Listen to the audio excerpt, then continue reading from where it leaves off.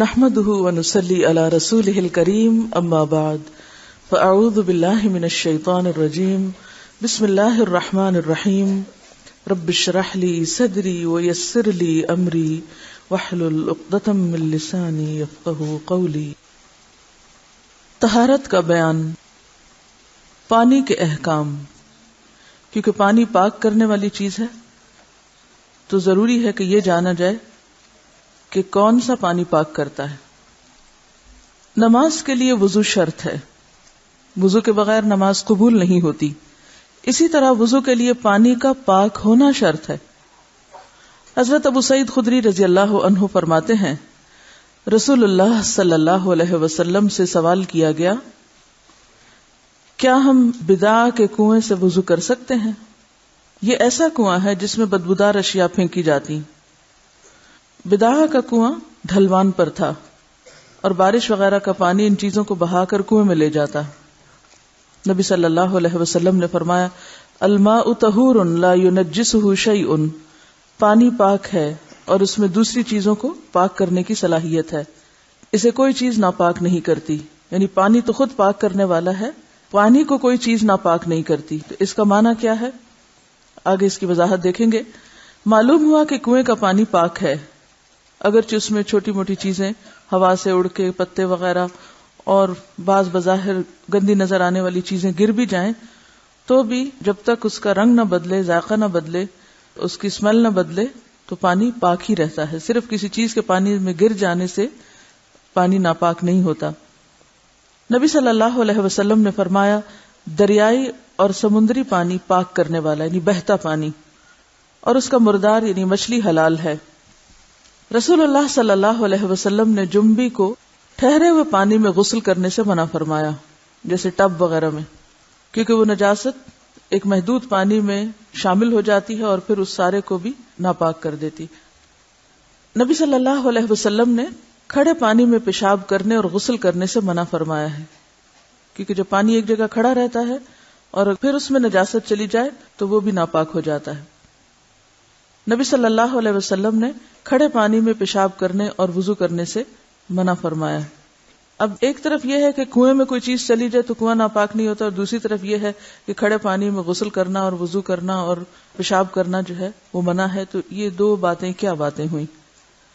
تو بات یہ ہے کہ کنویں کا پانی اگرچہ ایک محدود جگہ پر ہوتا ہے, لیکن آپ نے دیکھا ہوگا کہ جو پانی نکلتا چلا جاتا ہے نیا پانی اس میں آتا چلا جاتا ہے. تو بظاہر ساکن نظر آنے والا پانی اصل میں ساکن ہوتا نہیں ہے. جو پانی سطح پر ہوتا ہے وہ دائیں سے بائیں یا بائیں سے دائیں چل رہا ہوتا ہے, لیکن جو پانی کنویں کے اندر ہوتا ہے تو وہ نیچے سے اوپر چل رہا ہوتا ہے, لیکن وہ بھی ایک طرح سے حرکت میں ہوتا ہے. یہاں یہ لکھتے ہیں کہ کنویں کا پانی بھی ساکن ہوتا ہے, اس کے باوجود پاک ہوتا ہے اور پاک کرتا ہے. میں ان سے اتفاق نہیں کرتی کہ ساکن ہوتا ہے, ساکن نہیں ہوتا, محدود جگہ پر ہوتا ہے لیکن مسلسل اس میں حرکت ہوتی رہتی ہے. اس کی وجہ یہ ہے کہ اس کی مقدار قلتین 227 کلو گرام سے زیادہ ہوتی. یعنی 227 کلو سے زیادہ پانی اگر کہیں ہو اور کوئی نجاست اس میں گر جائے جس سے اس پورے پانی کا نہ رنگ تبدیل ہو, نہ ذائقہ اور نہ بو, تو اس سے پانی ناپاک نہیں ہوتا. لیکن اگر اس سے کم مقدار والے پانی میں اور پانی ایک جگہ ٹھہرا ہو یا کسی محدود جگہ پر ہو جیسے کنویں میں ہوتا ہے اور نجاست گر جائے تو اس سے ان تینوں چیزوں پہ فرق پڑ سکتا ہے, یہ تینوں میں سے کسی ایک چیز پر, لہذا اس سے پھر پاکی حاصل نہیں ہو سکتی. اس سے غسل یا وضو نہیں کرنا چاہیے خواہ اس کا وصف تبدیل ہو یا نہ ہو. یاد رہے کہ 1 کلو گرام 1 سیر 8 تولے کے برابر ہوتا ہے, یعنی سیر سے زیادہ ہوتا ہے. تو اس سے کیا بات سمجھ میں آئی آپ کے؟ ایک بنیادی اصول یاد رکھیے کہ جب تک کسی پانی کا رنگ اور ذائقہ اور بو تبدیل نہ ہو تو پانی بظاہر دیکھنے میں اگر صاف ستھرا ہے تو اس کو آپ کیا کنسیڈر کریں گے؟ پاک ہی کنسیڈر کریں گے. دوسری بات یہ کہ بہتا پانی پاک ہوتا ہے. تیسری بات ہے کہ اگر پانی ٹھہرا ہوا ہو لیکن اس کی مقدار 227 کلو گرام سے زیادہ ہو تو پھر اس میں اگر کوئی چیز چھوٹی موٹی پڑ بھی جائے تو وہ پانی اس چیز کو بھی پاک کر دیتا ہے اور بحیثیت مجموعی پانی پر کوئی اثر نہیں پڑتا اگر اس کا رنگ, ذائقہ اور بو میں تبدیلی نہ ہو. رفع حاجت کے آداب. بیت الخلاء میں جاتے وقت کی دعا. حضرت انس رضی اللہ عنہ فرماتے ہیں کہ رسول اللہ صلی اللہ علیہ وسلم جب رفع حاجت کے لیے بیت الخلاء میں داخل ہونے کا ارادہ کرتے تو فرماتے. کب پڑھتے؟ جب داخل ہونے کا ارادہ کرتے، اندر جا کے نہیں، جب داخل ہونے کا ارادہ کرتے. اللہم انی اعوذ بک من الخبث والخبائث، اے اللہ تحقیق میں تیری پناہ پکڑتا ہوں نر اور مادہ ناپاک جنوں کے شر سے. رسول اللہ صلی اللہ علیہ وسلم نے فرمایا بیت الخلاء جنوں اور شیطانوں کے حاضر ہونے کی جگہ ہے.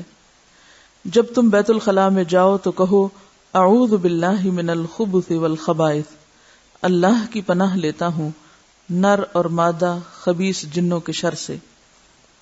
بیت الخلاء سے نکلتے وقت کی دعا.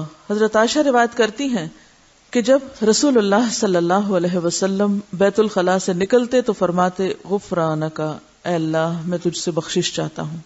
کیونکہ بیت الخلاء کے اندر ذکر نہیں کیا جاتا، یعنی نہ تو قرآن پڑھا جاتا ہے اور نہ ہی ذکر کیا جاتا ہے. تو وہ وقت جو ذکر کے بغیر اندر گزرتا ہے، جب اس سے انسان فارغ ہو کے باہر آتا ہے تو اس وقت بہترین ذکر پھر کیا ہے؟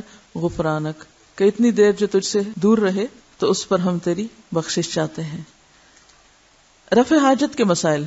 نبی صلی اللہ علیہ وسلم نے فرمایا جب تم قضاء حاجت کو آؤ تو قبلے کی طرف منہ کرو نہ پیٹھ، یعنی نہ منہ نہ پیٹھ، قبلہ رخ ہو کر نہ بیٹھو، قبلے کے ادب اور احترام کی وجہ سے. نبی صلی اللہ علیہ وسلم نے گوبر اور ہڈی کے ساتھ استنجا کرنے سے منع فرمایا. نبی صلی اللہ علیہ وسلم نے فرمایا 2 لعنت کا سبب بننے والے کاموں سے بچو. صحابہ کرام نے پوچھا وہ کیا ہے؟ آپ نے فرمایا لوگوں کے راستے میں اور سایہ دار درختوں کے نیچے رفع حاجت کرنا. راستے میں رفع حاجت اور سایہ دار درخت کے نیچے رفع حاجت، یہ 2 کام ایسے ہیں جن کے کرنے والے پر آپ صلی اللہ علیہ وسلم نے لعنت بھیجی. کیوں؟ ایسا کرنے والا دوسروں کے لیے اذیت اور تکلیف کا سبب بنتا ہے. تو پھر آپ سوچیے کہ جو لوگ واش روم میں جا کر فلش نہ کریں، کموڈ کے اوپر پیشاب کی چھینٹے چھوڑ آئیں یا باتھ روم کا فرش گندا چھوڑ آئیں، ان کے لیے کیا ہوگا؟ یہ تو باہر جنگل میں اگر کوئی شخص راستے میں بیٹھ جاتا ہے جہاں اسے پتا ہے کہ لوگ یہاں سے گزرتے ہیں اور ان کی نظر پڑے گی اس نجاست پہ، یا یہ کہ سایہ دار درخت جہاں کوئی راہ گزر آرام کر سکتا ہے تھوڑی دیر کے لیے، تو اس جگہ پر ایسا کرنے سے منع کیا گیا. تو جو لوگ واش رومز کو اپنے بعد میں آنے والوں کے لیے گندا کر کے چھوڑ دیتے ہیں اور ڈھیروں پانی پھینک کے آ جاتے ہیں، مجھے سب سے زیادہ کوفت اس وقت ہوتی ہے جب کسی پبلک پلیس پر جہاں کوئی دینی اجتماع ہو رہا ہو اور قرآن پڑھے لکھے لوگ واش رومز یوز کر رہے ہوں. کبھی رمضان میں دورہ قرآن ہو رہا ہو کسی 5 اسٹار میں یا کسی کلب میں یا کسی پبلک پلیس پر، تو میں شرم سے پانی پانی ہو جاتی ہوں جب کبھی بھول کے مجھے کلاس کے بعد واش روم جانا پڑے، اور بعض اوقات بغیر استعمال کے باہر آ جاتی ہوں کیونکہ اتنا خطرناک ہوتا ہے اس وقت وہاں جانا کہ آپ بچ کے نہیں نکل سکتے. اور یہ صرف چند لوگوں کی نادانی کی وجہ سے ہوتا ہے. لوگوں کو شاید کموڈ یوز ہی نہیں کرنا آتا، جس کی وجہ سے بعض لوگ سیٹ پہ پاؤں رکھ کے بیٹھ جاتے ہیں اور وہ گندی سیٹ چھوڑ کے آ جاتے ہیں. پاؤں کے نشان اسے بعض اوقات وہ سیٹ کے اوپر جو رنگ ہے اس کو توڑ ڈالتے ہیں. کیونکہ جب آپ خود سوچیں جب آپ اس کے اوپر چڑھ کے بیٹھیں گے تو وہ بچے گی کہاں سے؟ یعنی کس قدر نادانی اور ناسمجھی ہے ہم میں. سیوک سینس نہیں ہے نا، رہنے سہنے کے معمولی ادب آداب جو ماؤں کو گھروں میں بچوں کو پیدا ہوتے ہی سکھانے چاہیے وہ بھی نہیں سکھائے، جس کے نتیجے میں ہم یہ سب حرکتیں کرتے ہیں. اسی طرح اگر آپ صلی اللہ علیہ وسلم نے بول و براز سے منع کیا راستوں میں، تو جو خواتین اپنے پیڈ ننگے چھوڑ آتے ہیں کسی بھی ٹوائلٹ میں یا کسی بھی کموڈ میں پھینک کے اس کو بند کر دیتے ہیں اور آ کے سویپرز نکالتے ہیں، کیونکہ اس کا بھی بارہا ایکسپیرینس ہوا ہے کہ لڑکیاں بے احتیاطی برتتی ہیں، ایسی چیزیں کموڈ میں پھینک دیتی ہیں یا کسی ایسی جگہ پہ رکھ دیتی ہیں کہ پانی کے بہاؤ کے ساتھ وہ نالی میں چلا گیا، اور پھر سویپرز آ کے بےچارے ہاتھوں سے نکالتے ہیں، مشینوں سے نکالتے ہیں اور آ کہتے بی بی یہ نکلا ہے. اس وقت بی بی کی کیا حالت ہوتی ہے، سر پیٹنے کو جی چاہتا ہے. تو یہ سب کام ہم اپنے نادانی اور جہالت میں کرتے ہیں، تو رحمت کہاں سے آ سکتی ہے؟ آپ صلی اللہ علیہ وسلم تو ایسے لوگوں پہ لعنت فرما رہے ہیں.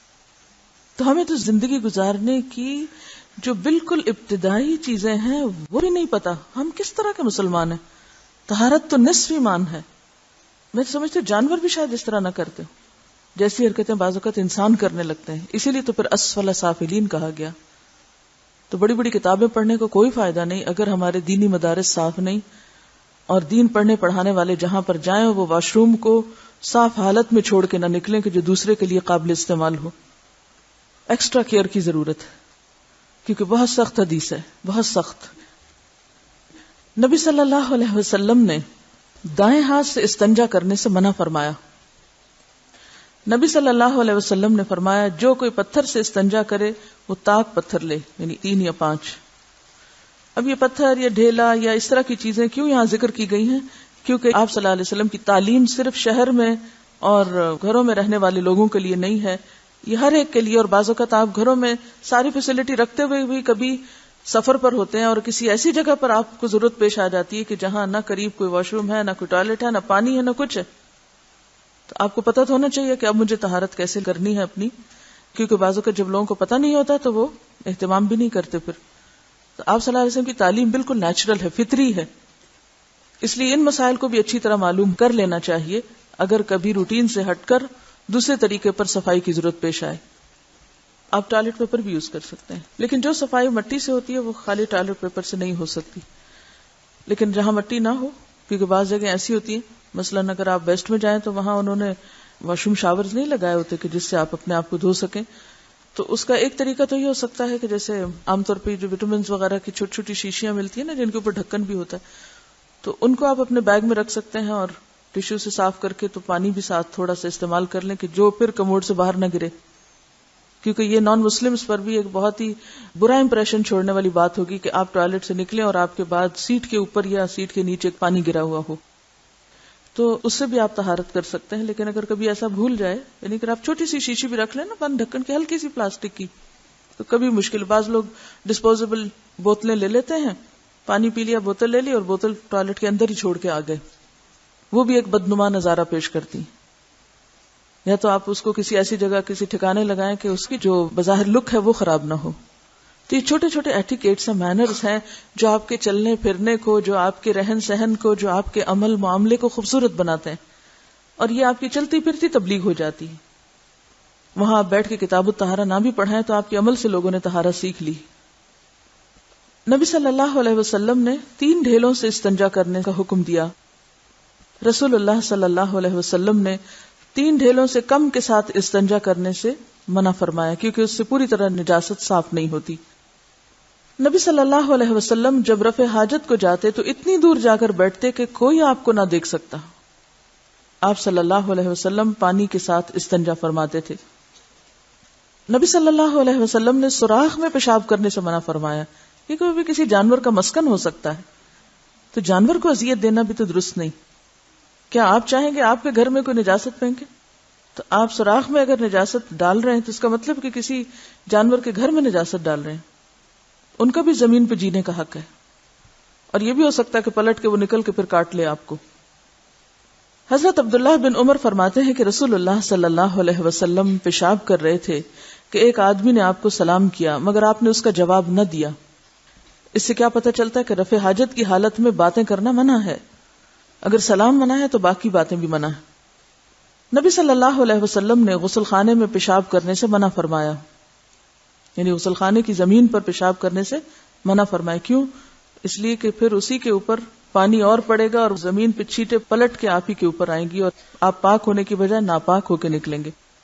اب دیکھیے کہ ایسے مقامات پر ہمیں کوئی انسان نہیں دیکھ رہا ہوتا، یہ ہمارا اور خدا کا معاملہ ہوتا ہے، اور ایسے مواقع پر ہی انسان کا اصل تقوی سامنے آتا ہے کہ وہ خود کو اور دوسروں کو ناپاکی سے کس طرح بچائے. حضرت ابو ہریرہ کہتے ہیں کہ نبی صلی اللہ علیہ وسلم بیت الخلاء گئے، ایک برتن میں پانی لایا گیا، آپ نے استنجا کیا، پھر ایک اور برتن میں پانی لایا گیا، آپ نے وضو کیا. تو اس سے کیا پتہ چلتا ہے کہ استنجا اور وضو کا برتن الگ الگ تھا. جس شخص کو رفع حاجت کی طلب ہو پہلے وہ حاجت سے فراغت پائے پھر نماز پڑھے. نبی صلی اللہ علیہ وسلم نے فرمایا جب کھانا موجود ہو یا حاجت شدید ہو انسان کی تو نماز نہیں ہوتی، یعنی اس وقت توجہ انسان کی یا تو کھانے پہ لگی ہوتی یا پھر اندر کی تکلیف پہ، تو ایسی صورت میں انسان کو نماز نہیں پڑھنی چاہیے کیونکہ پھر خشوع و خضوع حاصل نہیں ہو سکتا. بول و براز کے دباؤ کی حالت میں اگر نماز پڑھے گا تو نماز میں چین، خضوع اور اطمینان حاصل نہ ہوگا. اس لیے نبی صلی اللہ علیہ وسلم نے ان سے فراغت حاصل کرنے کو مقدم فرمایا. پیشاب کے چھینٹوں سے بچنے کی سخت تاکید. حضرت ابن عباس روایت کرتے ہیں کہ رسول اللہ صلی اللہ علیہ وسلم 2 قبروں کے پاس سے گزرے تو فرمایا ان دونوں قبر والوں کو عذاب ہو رہا ہے، اور باعث عذاب کوئی بڑی چیز نہیں، ان دونوں میں سے ایک پیشاب سے نہیں بچتا تھا اور دوسرا چغل خور تھا۔ چغل خور کون ہوتا ہے؟ لگائی بجائی کرنے والا، ادھر کی بات ادھر، ادھر کی ادھر، تاکہ لوگوں کے درمیان پھوٹی پڑی رہے اور دل ایک دوسرے سے میلے ہی رہیں۔ ان 2 باتوں کو ایک جگہ بیان کیا گیا، ایک ظاہری نجاست ہے اور ایک باطنی نجاست۔ تو چغل خوری بھی ایسے ہی ہے جیسے پیشاب کے چھینٹے اپنے اوپر لینا۔ پیشاب کے چھینٹوں سے تمہیں پھر بھی نفرت ہوتی ہے، لیکن چغل خوری جو اسی قسم کا ایک عمل ہے، اس سے ہمیں کوئی بھی عار نہیں ہوتا، اور ہم سب سمجھتے ہیں کہ ہم تو اصلاح کر رہے ہیں۔ اذا قیل لهم لا تفسدوا فی الارض قالوا انما نحن مصلحون، وہ چغل خوری کو اصلاح سمجھتے ہیں۔ تو پیشاب کے چھینٹوں سے بچنا بے حد ضروری ہے، اور اگر شک پڑ جائے تو پھر اس کو دھو لینا چاہیے۔ عام طور پر پکے فرش پہ، جیسے واش روم کے فرش پر بیٹھ کے پیشاب کیا جائے تو اس سے آپ بچ ہی نہیں سکتے چھینٹوں سے، وہاں بھی پڑیں گے۔ اور یہ جو انڈین سٹائل کموڈ ہوتے ہیں، ان میں بھی چھینٹوں سے بچنا ناممکن ہوتا ہے۔ صرف جو دوسرے کموڈ ہیں اس میں کافی بچت ہوتی ہے، اور اگر آپ سمجھیں کہ کوئی چیز پلٹ کے واپس آپ کو لگی تو دھونا بھی آسان ہوتا ہے انسان کو۔ لیکن کوئی بھی کسی بھی ایسی جگہ پر بیٹھ کے پیشاب کرنا جس سے پورے واش روم میں یا دائیں بائیں پاؤں پہ یا کپڑوں پہ یا کسی بھی چیز پہ جہاں چھینٹے پڑے، یا بے احتیاطی سے بیٹھ جانا، کیونکہ جب کوئی چیز، جیسے آپ ایسی جگہ بیٹھے ہیں کہ جہاں سے پیشاب کسی وال سے ٹکرا رہا ہے، یعنی کموڈی کی وال سے ٹکرا رہا ہے، تو اس صورت میں پلٹ کے چھینٹے پڑنے کا امکان ہے، اور اگر آپ بیٹھنے میں احتیاط کرتے ہیں تو چھینٹوں سے بھی آپ بچ جائیں گے۔ تو اب آپ دیکھیں کہ پیشاب کے چھینٹوں سے نہ بچنا عذاب قبر کا سبب بنتا ہے۔ مجھے یاد ہے کہ جب میں نے ابھی ہوش نہیں سنبھالا تھا، بہت ہی چھوٹی تھی، تو میرے والد اس پر اتنی تاکید کرتے تھے کہ ٹائم مجھے لگتا تھا کہ واش روم جانا محال ہے، ایسا لگتا ہے جیسے میں خوف کا شکار ہو گئی ہوں، کہ واش روم جاتے ہی سب سے پہلا خیال یہ ہوتا تھا کہ کپڑے بچے، پاؤں بچے، جوتا بچے، بچ کے بیٹھنا، احتیاط کرنی، یعنی ایک دفعہ نہیں کئی دفعہ انہوں نے یہ بات سکھائی، اور اسی ریفرنس سے یہی حدیث بیان کر کے۔ اور یہ بات بہت اہم ہے کہ عموماً یہ عادتیں بچپن سے ہی، جسے کہتے ہیں نا کہ ماؤں کو یہ ٹریننگ دینی پڑتی، تو طہارت اور پاکیزگی اور صفائی کی جو عادت ہے، یہ جب تک بچپن سے انسان کے اندر راسخ نہ کی جائے، بڑے ہو کر پھر انسان کو جب غلط عادتیں پڑ جاتی ہیں تو پھر ان کا توڑ بہت مشکل ہو جاتا ہے۔ لیکن یہ نہیں کہ کوئی کام ناممکن ہے، مگر آپ سب مائیں ہیں یا آئندہ مستقبل کی مائیں ہیں، آپ سب کے اوپر یہ فرض عائد ہوتا ہے کہ اپنے بچوں کی واش روم ہیبٹس کو ضرور نوٹ کریں، کہ اگر کوئی بچہ ٹوائلٹ میں جا کے کموڈ صاف نہیں چھوڑتا، یا بعض لوگ پانی پھینک دیں گے مگر نجاست نہیں اترے گی، وہ کموڈ کے ساتھ ہی لگی رہے گی، اس پر ہی نظر رکھنے کی ضرورت ہے۔ کیونکہ ہم یہ کیوں سمجھتے ہیں کہ کوئی اور ہی آ کے تو اس کموڈ کو صاف کرے، ہماری نجاست کو، چاہے کوئی جمع دار یا سویپر ہی ہو، کیوں وہ برش اٹھائے اور صاف کرے، ہم خود کیوں نہ اسے کریں؟ تو اگر درخت کے نیچے نجاست چھوڑنا منع ہے تو کموڈ کے کناروں پر نجاست لگی چھوڑ کر باہر نکل آنا کہ کوئی اور برش لے کے اس کو صاف کرے، کیا یہ رحمت کا باعث ہوگا؟ تو ان معاملات میں احتیاط کی ضرورت ہے، بچپن سے ہی ٹریننگ کی ضرورت ہے۔ مجھے تو کبھی احساس نہیں ہوا کہ کموڈ سے نجاست لگی، اگر کموڈ صاف ہے تو نجاست کیوں لگے گی؟ اگر آپ سمجھیں کہ کہیں پلٹ کے کوئی چھینٹا واپس جسم کے کسی حصے کو لگا ہے تو دھو لیں۔ جب آپ استنجا کرتے ہیں تو سب کچھ دھل سکتا ہے۔ مجھے تو سب سے زیادہ سیف طریقہ لگتا ہے یہ، الا یہ کہ کچی زمین ہونی چاہیے، ورنہ پکے فرشوں کے اوپر تو آپ بچ ہی نہیں سکتے، بچ سکتے ہی نہیں چھینٹوں سے۔ اس حدیث سے معلوم ہوا کہ پیشاب کے چھینٹوں سے سخت پرہیز کرنا چاہیے۔ وہ لوگ جو پیشاب کرتے وقت چھینٹوں سے پرہیز نہیں کرتے، اپنے کپڑوں کو نہیں بچاتے، پیشاب کر کے پانی کی عدم موجودگی میں ٹشو ٹاکی یعنی کپڑے کے پیس یا مٹی وغیرہ سے استنجا کیے بغیر فوراً اٹھ کھڑے ہوتے ہیں، ان کے پجامے، پتلون اور جسم وغیرہ پیشاب سے آلودہ ہو جاتے ہیں، اور خصوصاً بچوں کو جب ہم نہیں سکھاتے استنجا کرنا تو وہ یہ حرکت کرتے ہیں۔ تو انہیں معلوم ہونا چاہیے کہ پیشاب سے نہ بچنا باعث عذاب اور بڑا گناہ ہے۔ نجاستوں کی تطہیر کا بیان۔ ایک اعرابی نے مسجد میں پیشاب کر دیا، لوگ اس کے پیچھے پڑ گئے۔ رسول اللہ صلی اللہ علیہ وسلم نے انہیں فرمایا، دعوہ وحریقوا علی بولہ سجلا من ماء، اسے چھوڑ دو اور جگہ کو پاک کرنے کے لیے اس کے پیشاب پر پانی کا ڈول بہا دو. پھر آپ نے اس کو بلا کے فرمایا مسجدیں پیشاب اور گندگی کے لیے نہیں بلکہ اللہ کے ذکر، نماز اور قرآن پڑھنے کے لیے ہوتی ہیں. یعنی ایک طرف صحابہ کو کہا کہ تم اس پہ پانی بہا دو، یعنی عمل سے اس کو تعلیم دو، نہ کہ ڈانٹ ڈپٹ کے. اور دوسری طرف اس کو بلا کے پیار سے سمجھا دیا کہ دیکھو مسجدیں نجاست کے لیے نہیں ہوتی. حیض آلود کپڑا. حضرت اسماء بنت ابی بکر فرماتی ہیں کہ ایک عورت نے رسول اللہ صلی اللہ علیہ وسلم سے پوچھا کہ جس کپڑے کو حیض کا خون لگ جائے تو کیا کرے؟ آپ نے فرمایا اسے چٹکیوں سے مل کر پانی سے دھو ڈالنا چاہیے، پھر اس میں نماز ادا کر لی جائے. یعنی صابن سے دھونا ضروری نہیں بلکہ اس کو پانی سے پاک کر لینا بھی کافی ہو سکتا ہے، کیونکہ ہر جگہ تو صابن اویلیبل نہیں ہوتا. اور چٹکیوں سے مل کر یعنی باریک طریقے سے صفائی کی جائے کہ کوئی داغ وغیرہ نہ رہے، یہ مراد ہے. منی کا دھونا. حضرت عائشہ فرماتی ہیں کہ میں رسول اللہ صلی اللہ علیہ وسلم کے کپڑے سے منی کو دھو ڈالتی تھی اور آپ اس کپڑے میں نماز پڑھنے تشریف لے جاتے تھے اور دھونے کا نشان کپڑے پر ہوتا تھا. یعنی اگر کوئی ایسا ایک ہی کپڑا ہے اور اس پر ایسی کوئی نجاست لگی اور اس کو دھو لیا گیا اور اگر کپڑا گیلا ہی ہے سوکھا نہیں تو بھی اس کپڑے میں پھر نماز ہو جاتی. شیرخوار بچے کا پیشاب. حضرت ام قیس اپنے چھوٹے شیرخوار بچے کو جو کھانا نہیں کھاتا تھا رسول اللہ صلی اللہ علیہ وسلم کے پاس لائیں. آپ نے اسے اپنی گود میں بٹھایا، بچے نے آپ کے کپڑے پر پیشاب کر دیا تو آپ نے پانی منگوا کر کپڑے پہ چھینٹے مارے اور اسے دھویا نہیں. یعنی وہ بچہ جو ابھی کوئی بھی سالڈ نہیں لیتا پہلے 3 مہینے میں، اور لڑکا ہے اس کا پیشاب اڑ کے دور تک چلا گیا تو وہ ساری جگہ کو دھونا بھی مشکل ہوتا ہے. تو ایسی صورت میں اگر اس کے اوپر سپرنکل کر دیا جائے ہلکا ہلکا تو اس سے طہارت کی فیلنگ آ جائے گی. لڑکی کا پیشاب جو ہے وہ اس سے برعکس ایک جگہ پر اکٹھا ہوتا ہے تو اس جگہ کو دھونے کے لیے کہا گیا. لیکن لڑکا ہو یا لڑکی جب سالڈز لینا شروع کر دیں تو اس کے بعد ان کا پیشاب بھی اس طرح نہیں صاف ہوتا بلکہ اس کو بھی پراپر طریقے سے دھو کر صاف کرنا پڑے گا. لبابہ بنت حارث روایت کرتی ہیں کہ حسین بن علی رضی اللہ عنہ نے رسول اللہ صلی اللہ علیہ وسلم کی گود میں پیشاب کر دیا جو ابھی شیرخوار ہی تھے.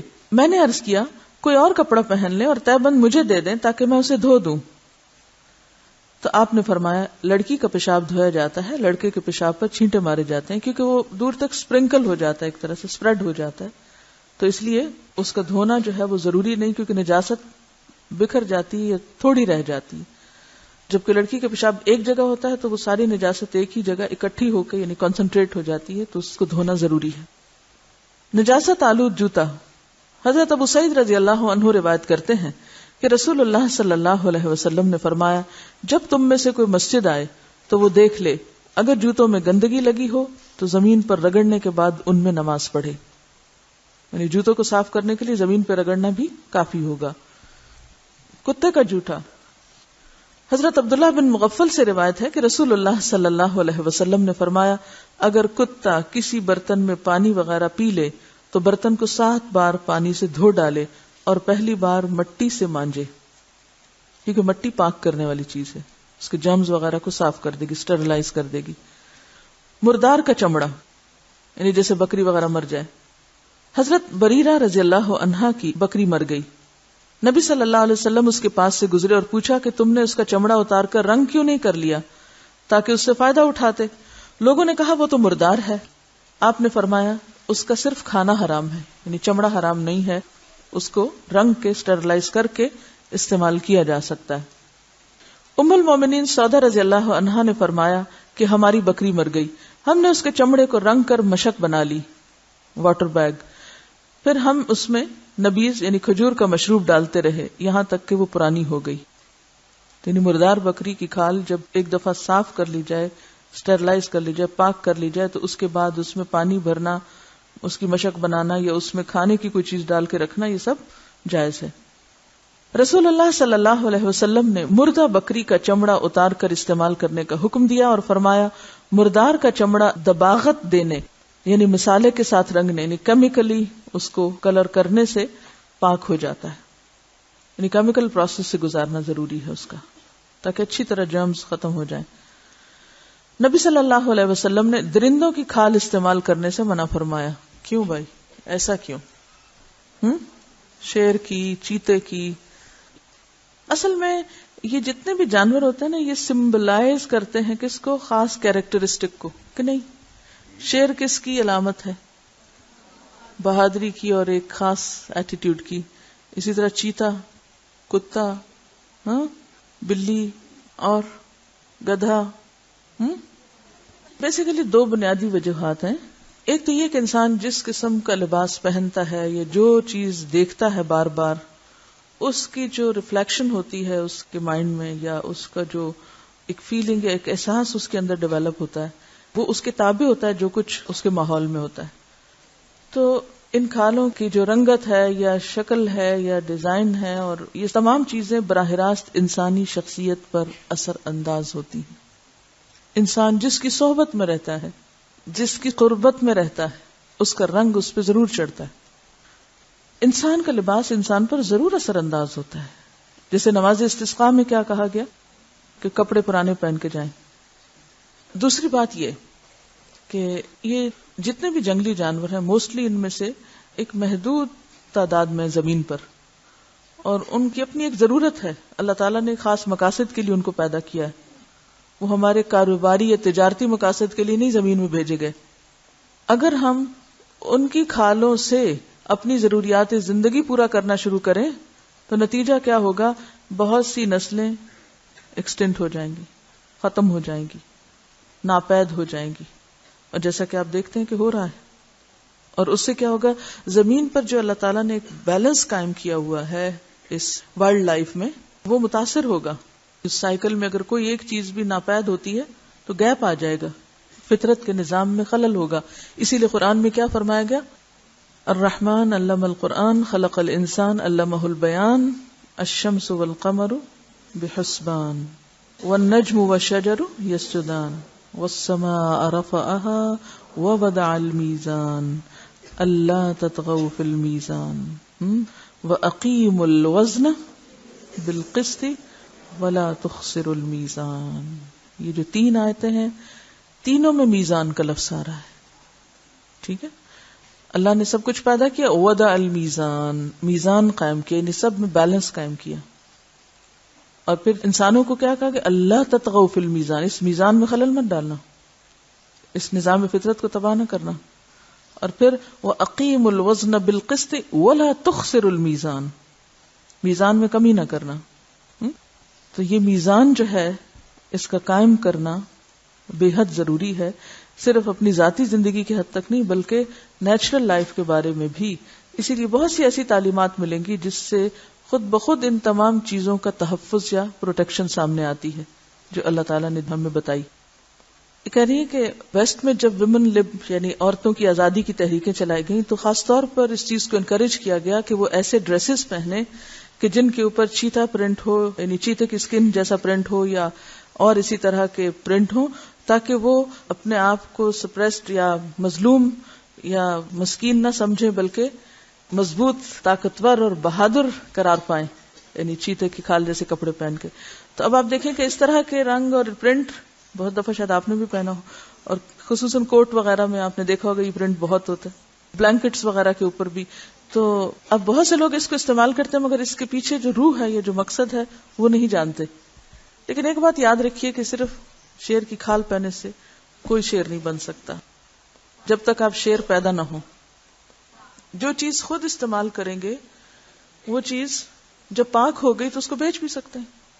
ٹھیک ہے نا، مردہ بکری تو نہیں بیچیں گے آپ، لیکن آپ کھال اتار کے اس کو صاف کر کے محنت کریں گے نا اس پر، تو پھر اس کی حیت تبدیل ہو گئی. اب جس چیز کا استعمال جائز ہے اس کا پھر بیچنا بھی جائز ہو جائے گا. کہتے ہیں کہ کراکوڈائل سکن اور سنیک سکن کے جو جوتے اور پرس وغیرہ بنتے ہیں تو یہ بھی ظاہر ہے کہ صرف کپڑوں کی بات نہیں ہے، ان کا استعمال منع ہے. ان کو جینے دیں ہم نا، سٹف کر کے لگا لیتے ہیں. مجھے سمجھ نہیں آتی کہ گھر کو جنگل کیوں بناتے ہیں. فطری طبیعت گوارا نہیں کرتی ایسے وائلڈ اینیملز کو گھر میں رکھنا. اللہ تعالیٰ نے جنگلی جانوروں کے بھی حقوق پروٹیکٹ کیے ہیں. جب ایسے جانوروں کو شکار کیا جاتا ہے تو اس وقت ان کو بہت ٹارچر بھی کیا جاتا ہے بعض اوقات اصل حالت میں سکن لینے کے لیے، ورنہ تو اگر آپ دور سے کچھ ماریں گے یا کچھ تو سکن کٹ جائے گی، پھٹ جائے گی، وہ مقصد پوری طرح حاصل نہیں ہوگا. بہرحال بات پھر وہیں پر آ جاتی ہے کہ اللہ کے ہر کام میں مصلحت ہے، ہر حکم کے پیچھے کوئی حکمت ہے. ہمارے لیے کیا حکم ہے؟ سمینا و اطانا. بلی کا جوٹا، رسول اللہ صلی اللہ علیہ وسلم نے فرمایا بلی کا جوٹا پاک ہے. سونے چاندی کے برتن میں کھانا. حضرت ام سلمہ روایت کرتی ہیں کہ رسول اللہ صلی اللہ علیہ وسلم نے فرمایا جو شخص سونے چاندی کے برتنوں میں کھاتا پیتا ہے وہ اپنے پیٹ میں دوزخ کی آگ جمع کرتا ہے. خاص طور پہ چاندی کے جو کٹورے اور چاندی کے گلاس، اور بعضوں کو سونے کو تو نہیں ہوتے لیکن چاندی کے وہ نسل در نسل جہیز میں نشانیوں کے طور پر آگے سے آگے دیے جاتے ہیں. اسی طرح گولڈ کوٹڈ سپونز وغیرہ بھی بہت عام ہو گئی ہیں. اور سپونز کیا کراکری کے اوپر آپ نے دیکھا ہوگا گولڈ پلیٹنگ، یعنی کنارے وغیرہ بھی ہیں. تو ایسی چیزوں سے حت الوسع بچنا چاہیے. اگرچہ وہ پورا گولڈ نہیں ہے لیکن ایون کچھ حصہ تو گولڈ کا ہے نا، اگر وہ اصلی گولڈ ہے. وآخر دعوانا ان الحمد للہ رب العالمین. سبحانک اللہم وبحمدک نشہد ان لا الہ الا انت نستغفرک ونتوب الیک.